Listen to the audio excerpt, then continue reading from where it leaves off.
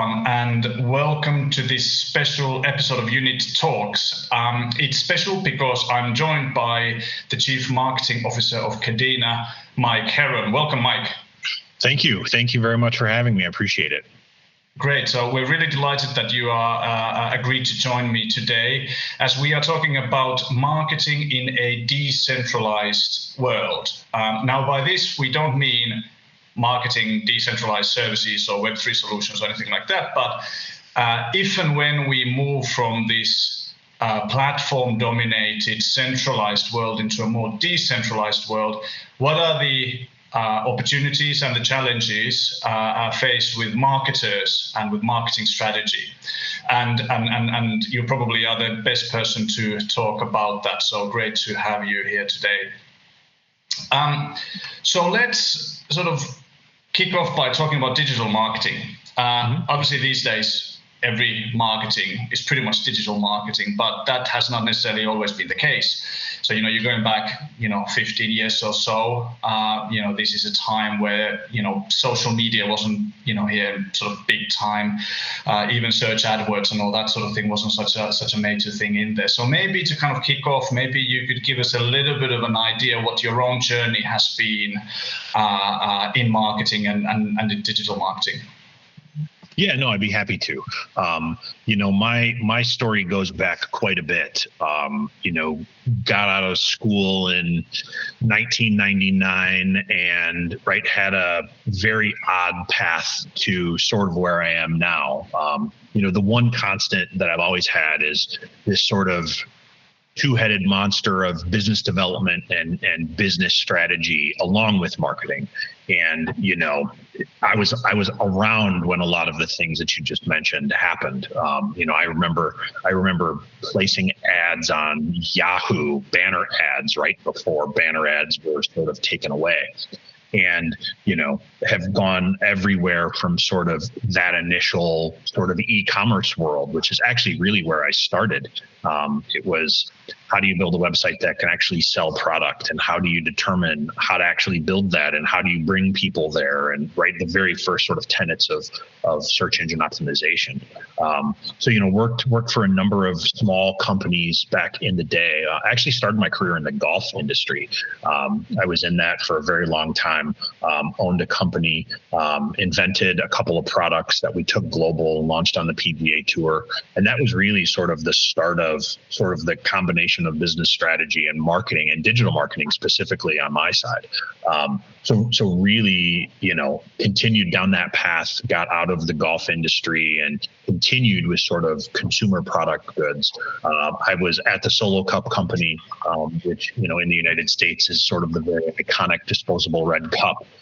So I was there when, my former CMO, Kim Healy, sort of took the brand from the very generic round plastic to the one that's sort of visible now, right, which is the square bottom and the grooves on the side and the branding and things around that.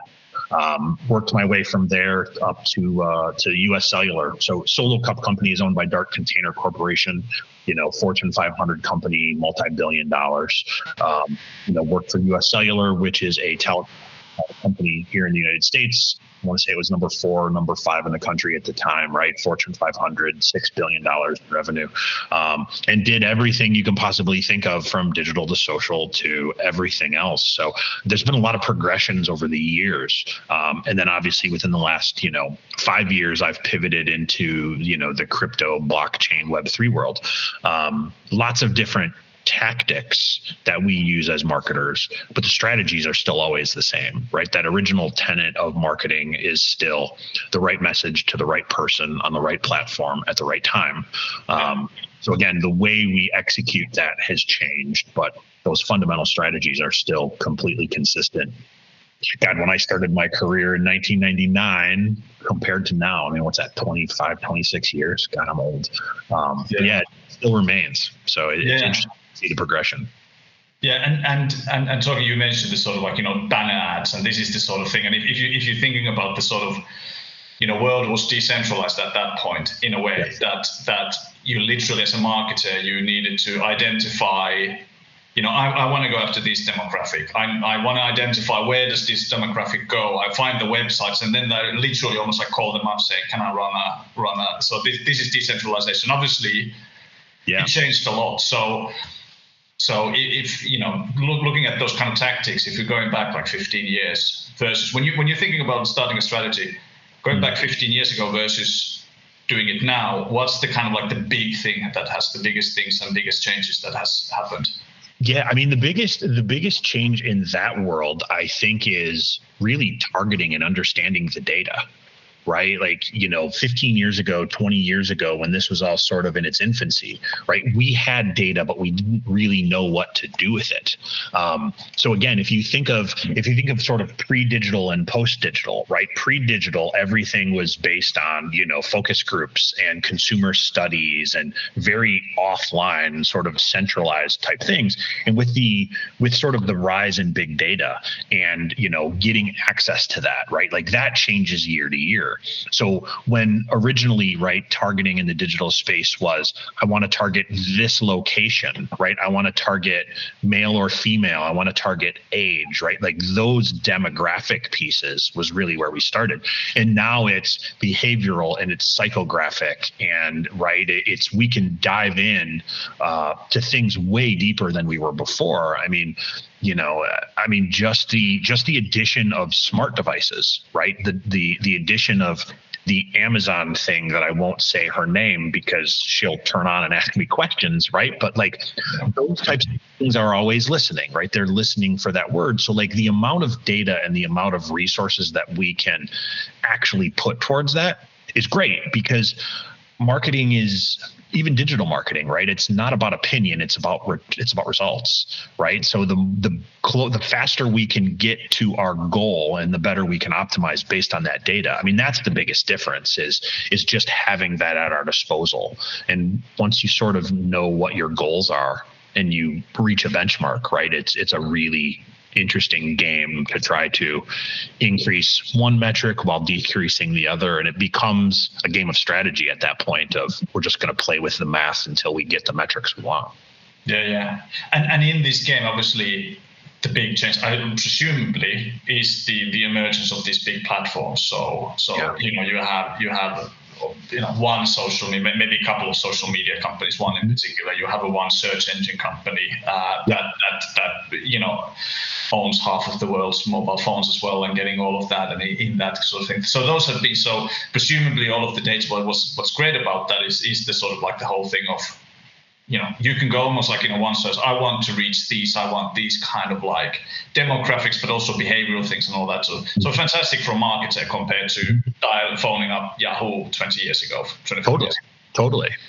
What about any downside in all of that in terms of like as a marketer? Yeah, I mean, there is a lot of downside. I mean, in the early days, we didn't have as marketers a lot of the scrutiny that we have now, right? Obviously regulations have come in. But I think really, like, if I think of it as a marketer, right, the downsides are there's a lot of noise, right? The downsides are technology has advanced. So a lot of times our metrics are flawed because of bots and AI and all of those other things. So it forces us to go a little bit more granular. And, in a world like a consumer product space, right, it makes it very challenging because obviously, return on ad spend, right? The way you're tracking ROI becomes different. But in our space, right, in the Web3 blockchain space, it becomes difficult because you're not sure sort of what is fluff and what is real. So, a lot of times what we've been doing, at least over the last, I would say, maybe 2 years, is taking sort of that traditional data that we would get from digital ads and trying to attach that to on-chain data, right? How do we attach what we're seeing in one side with the other? And there's some platforms that we've been using, over the course of the last year or so that's allowed us to do that. So while there are downsides, right, and it's always sort of a progression, and as technology catches up, we actually have turned it into a lot of positives, and we can use a lot of that on-chain data to sort of parse through the information we have and see what's real. So instead of building plans and strategies on opinions, we're definitely utilizing that data more to make those data-driven decisions that sort of take our personal sort of ideas around things out of it and just sort of proving concepts easier. Yeah, no, exactly. And I think it sort of plays a little bit sort of the same what we have at UNITT, kind of like I hypothesis is that there is there's an opportunity also to almost to kind of like empower the individual consumer. Because it's the individual. You're not looking after a demographic. You're actually looking at somebody, a real individual who puts down real money or whatever, does a real action and all that kind of thing. So if we find a way to kind of empower the individual to sort of like, share their data to make sure that as a marketer, it becomes more like a deterministic. You know that person X who fits within what I'm trying to do has done something or is a customer or something like that, versus we think a person that looks like X probably did something, like which is sort of probabilistic, even though it's much better than 25 years ago. But is that the sort of like the way that you see kind of like in a way where this data-driven marketing kind of eventually has to go? Exactly. No, you hit the nail on the head with that, right? And one of the big struggles as a consumer, right, that I deal with personally when I take my marketing hat off is exactly what you're talking about, right? These handful of institutions who have my data are profiting from it, right, and building these monopolies. So the way that we look at it, right, is very much sort of what we call the human layer at Kadena, right? And the conversation fits directly into that, right? It's about empowering people, right? It's empowering the human race to handle their digital future in the way that they see fit, right, and not be bound by these huge monopolies that are generating revenue off of that, and sort of giving that power back to the people. So, a platform like you guys with UNITT that, I've been playing with and we've been talking about, right, I think is just sort of a great example of how you can sort of turn that around and give some of that power back to those human beings and take it away from those big organizations that are just sort of taking advantage of it right now. Exactly. And it's sort of the whole question is like, how do we incentivize somebody to deal with brands that you actually ends up with, okay, I don't want to read ads or I don't want to watch ads and all that. We're all saying that and all that. But then again, if there's a direct link, is that the more ads I watch, the more premium content I watch as well. So there's becomes like and becomes almost like I then want to deal with brands, businesses, whatever that I actually want to deal with. Yeah. It's a great way to think about it, right? Because again, it is sort of it's empowering people to build their own digital future, however they see it, whatever they want to consume, and I think it's just great.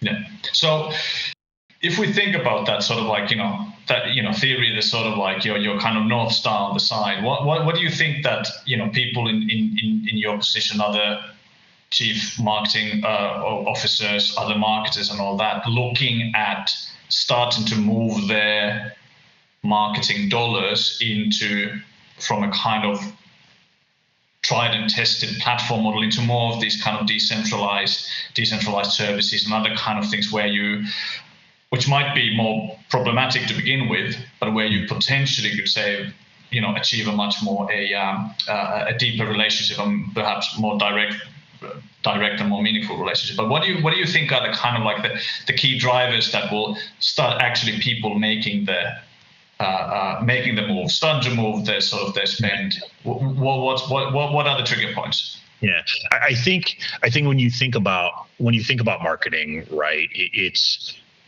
when you work for larger institutions, right? Like, when you work for companies that have massive budgets, there's only a very tiny portion of that budget that you actually can play with to test things, right?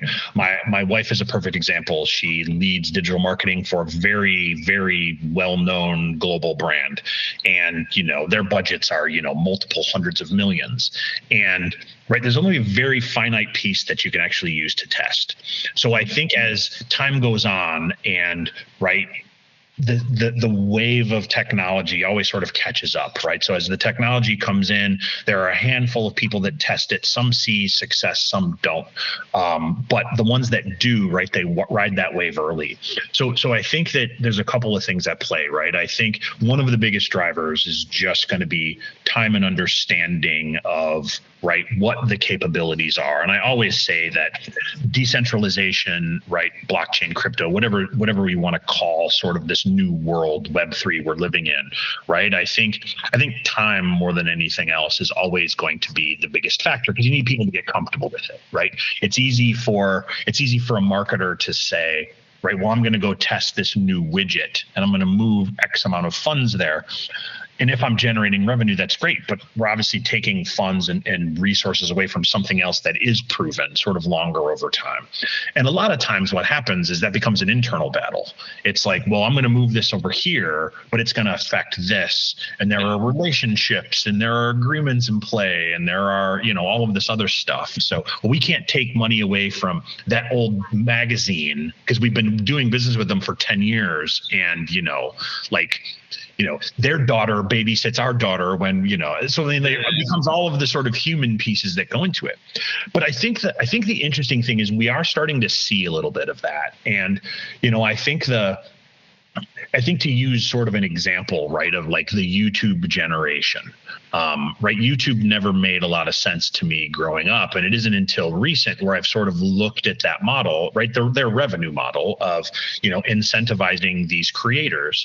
And they've sort of been at the forefront of it. And I think that's a really sort of great way to look at this. And as these creators, what's going to happen, right? And what we're seeing now is the creators start and they elevate and they get paid X amount. And the harder they work, right, eventually those profits are going to come down and they're going to come down and they're going to come down, which is what we're seeing, right? Which is why we're seeing those content creators reach out into other avenues. So I really think that as that continues to grow and these traditional YouTube content creators, right, which we've seen a shift towards, right, X, Twitter, whatever you want to call it, right, now they're compensating content creators. So again, I think the beautiful piece of this is it is combined to a platform. And I think once sort of one or two of those big content creators, right, really sort of sees the benefit of a platform like this and the decentralization of content and being able to reach and touch those consumers. I think we're seeing bits and pieces of it. I think there's just always risk in trying something new and potentially, right, negatively impacting a revenue stream. It's always a hurdle, right? Somebody's got to try it. And then when you can prove it out, right, everybody will sort of jump in. So I think we're really at the precipice of that with all of these other platforms that we're seeing come up, right? The OnlyFans of the world, the Patreons of the world, right? Like you can take and decentralize that and give more of that power back to the content creator. And I think it's a whole nother revenue stream that once we get to that point, I think is just gonna open like a faucet and just continue to pour out new information to people. And I think they will see the benefits.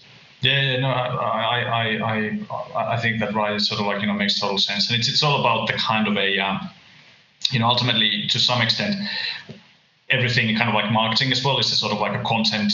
It's the same kind of like a content sharing as what the content creator is going to do. Is obviously they just want to get more eyeballs so that they can then sell more ad money, whatever that might be. Whilst the marketer wants to see oddballs, especially relevant ones that are going to buy their product and all that kind of thing. So what we maybe are able to do through decentralization is like literally we don't need somebody in between to curate that, but it could be just like you pay the consumer directly to be interested in your stuff, and the consumer pays the content creator directly, and all of that, and almost like break the cycle or like create a cycle. Maybe it's more like creating a cycle rather than breaking that kind of like single points of curation that then there sits. And what we tend to see is that why these a couple of these companies are incredibly powerful is that because they have all this money, and that's because all the ad money basically goes to them, and they decide like, okay, how much views you are going to get as a marketer, how much you are going to get as a content creator, if any, and we decide everything and nothing. And everything, and again, they hold all the cards, right? Everything decreases. I remember back in the early days of, social media, when there was no such thing as paid media. It was all organic reach, right? And then those organizations, as they started generating ad revenue, they're like, well, we don't want anybody to see things for free, right? So they've sort of controlled that narrative. Yeah. But I remember when organic reach was like 10% of your community, and now it's less than 1% of your yeah. And it's because they want to generate revenue, right? Yeah. I totally get it. As a business person, I get it, right? So again, I mean, my money as a marketer is going to follow the results. And again, I think once people start to understand that value, and again, it's about taking a risk, right? Because if I'm a content creator, right, if I'm a young marketer, right, my job is to accomplish a goal, right? I need to make X amount of money. I need to hit this target, right, that my leadership team has given me, and I want to do that. But hitting that goal is always my first target, right? Exceeding that goal sort of becomes the second piece. So I'm going to do all the basic fundamentals I can do to accomplish that. And then whatever I have left, that's what I'm going to play with. So I think it just sort of comes down to like the willingness to try. And as soon as one of those big creators or one of those big marketers realizes that there's this other pie there that they're not taking advantage of, I think, again, it's just going to open the floodgates. Yeah, no, absolutely. So looking forward, we're 10 years from now, another 15 years from now, where do you see the whole kind of realm of digital marketing is? Where are you, or maybe your successor going to be kind of thinking and sort of like, okay, how am I going to build this sort of things? What do you think the world is going to look like? Yeah, I think it is going to be very much decentralized, right? I think there's some big sort of plays coming in the sort of traditional Web 2 social media space, right, that are going to unlock, right, a lot of opportunities from a Web3 side, as far as, not having ownership groups. And I sort of liken it, and again, this is gonna age me even more, but I sort of liken it back to like the original IRC chats, right? Where it was just like, here's a platform, go talk about stuff and do whatever you want to do. And I think we're going to see more of a shift back to that, right? I think we're going to see more of a shift back to, this is a giant world you can complain. And let's face it, we already started to of that a year or two ago with the whole sort of metaverse concept, right? Where we're creating this new world for you to come into. We don't know how it's going to work yet. So I think some of the fundamentals will still be there in 10 years. I'm going to be old and crabby in 10 years, so I'm looking forward to that. But, I think the fundamentals are always going to be the same, right? I need to reach this person with this message at this time. The platform's the only thing that really changes. So, but I do think you're going to see a lot more decentralization. I think you're going to see a lot more content creators sort of take control over that messaging and work with people and message people one-on-one. You are starting to see some of that now with some of these other platforms.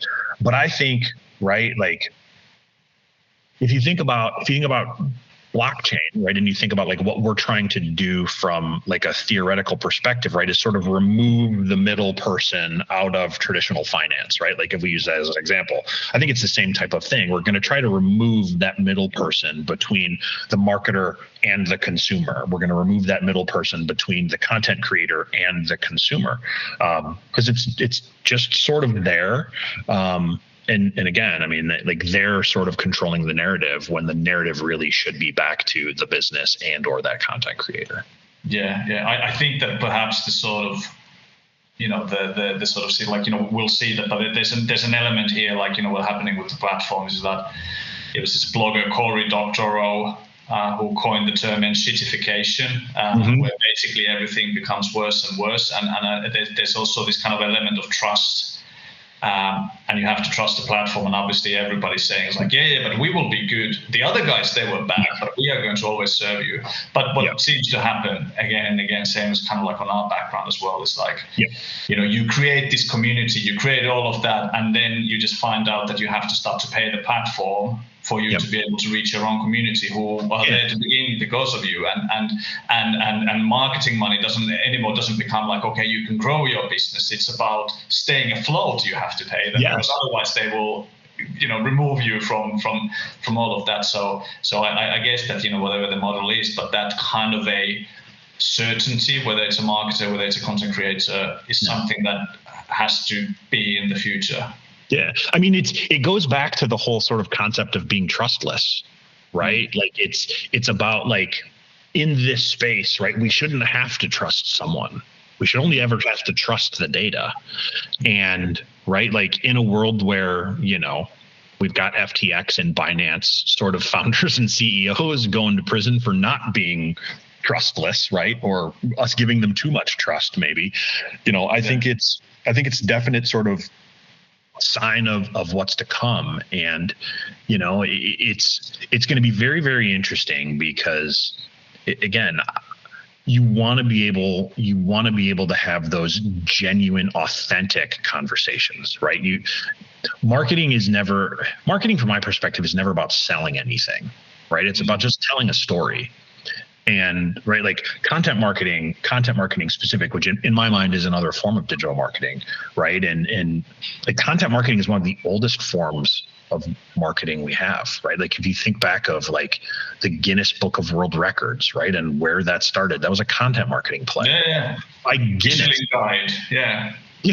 Yeah. So like, again, think of the Michelin Guide's the other perfect example. Like, okay, we need people to drive more so they wear out their tires faster and they buy more Michelin tires. Well, we're going to create this book of all these great restaurants so people want to drive to all the, like, it's the same thing. It's just storytelling. And again, if you make it easier for a marketer to connect with the person that they're trying to tell that story to, whether it's copy-based or visual-based or anything, right? It makes things better. And it's funny because I always my kids always laugh, right? Like they're the fastest to sort of bring me down, but like my kids are like, well, marketing is bad and advertisement is bad, and I'm like, no, guys, it's really not. Because without marketing and advertising, I wouldn't know that your favorite artist is playing a concert, right? I wouldn't know that this is happening. I wouldn't know that this is happening, right? Like I wouldn't have bought you that present for your birthday if I didn't know it existed. But like if we can take that power back, right? If we can take control over more of that and really decentralize that, then it gets rid of the crap that we don't want, right? Where, I get targeted with hair care products, which clearly isn't something someone should be paying to target me with. Oh yeah, exactly. And they pay good money to target you for. Exactly. Exactly. So indeed, so this is exactly the sort of thing is that you're only as good as say the data you get out. Your decisions are only as good as whatever data you have that's based on, and clearly it's not working. Yeah. And the data piece is interesting, right? And it's a saying that we used years and years and years ago, but it still holds true today. You can't have data without actionable insights. Data's great.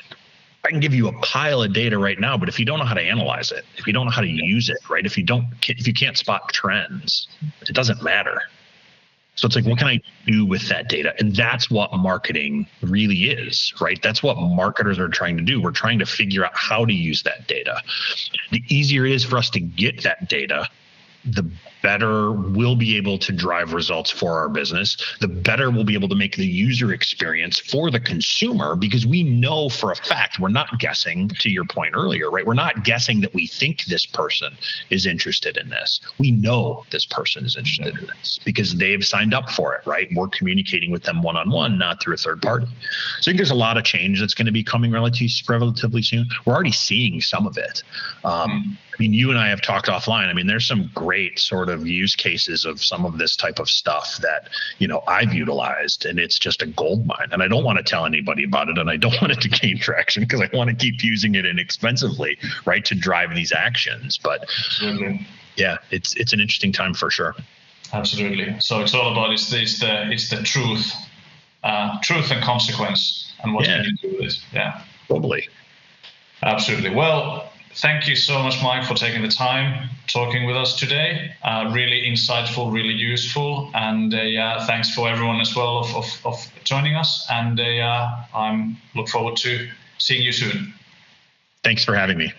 Thanks.